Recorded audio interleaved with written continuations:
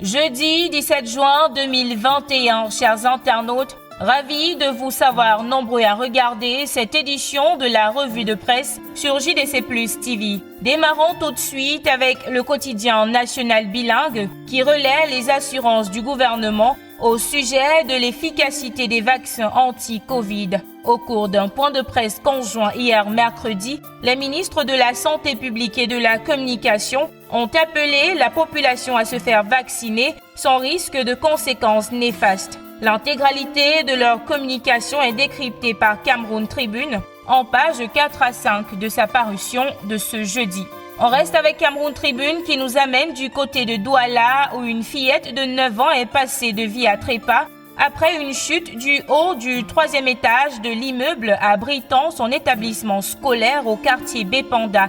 La petite serait décédée sur le champ. Les circonstances de ce drame sont retracées par Cameroun Tribune en page 29. On poursuit avec Mutation qui s'intéresse au port en eau trouble de Limbé dans sa grande une. Le journal indique que plus d'un an après sa réorganisation, le port n'est toujours pas opérationnel. L'élite de la région du Sud-Ouest, impatiente, s'est rendue chez le Premier ministre en début de semaine. Les conclusions de cette rencontre en page 7 de Mutation.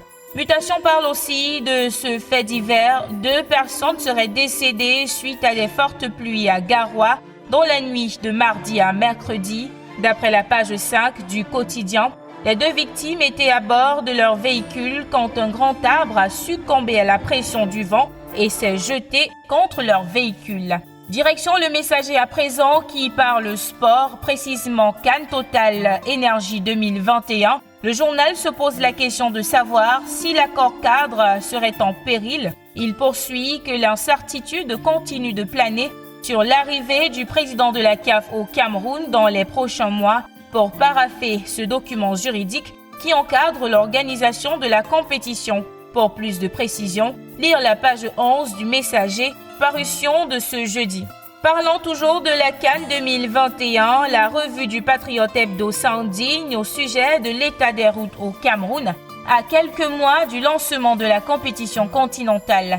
Un accent est mis sur l'axe Mbalmayo-San-Mélima. Le journal écrit que durs sont les mots qu'utilisent les populations des villages situés entre Mbalmayo et San-Mélima pour décrire ce qu'elles appellent le calvaire de la route aujourd'hui. Le journal poursuit qu'entre-temps, les créatures du lion traînent l'enrobé dans les plantations. Que deviendra la route du cacao après Paul Biya? Voilà la grande question que l'hebdomadaire tente de répondre en page 3.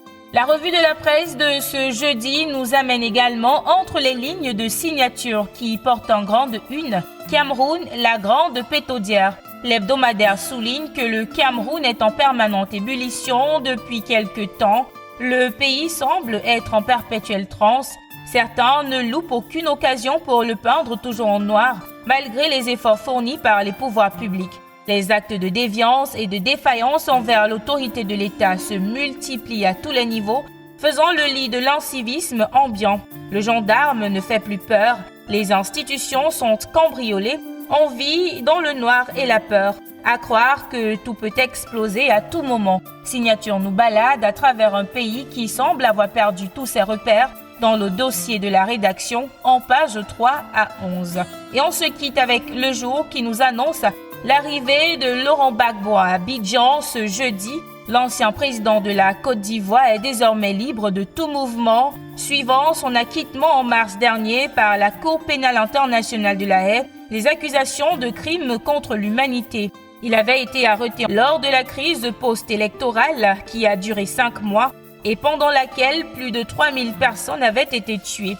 Reportage dans la capitale ivoirienne à l'occasion de son retour en page 9 de Le Jour, parution de ce jeudi. Et voilà qui vient mettre un terme à cette édition de la revue de presse sur JDC Plus TV. Merci d'avoir regardé. À demain.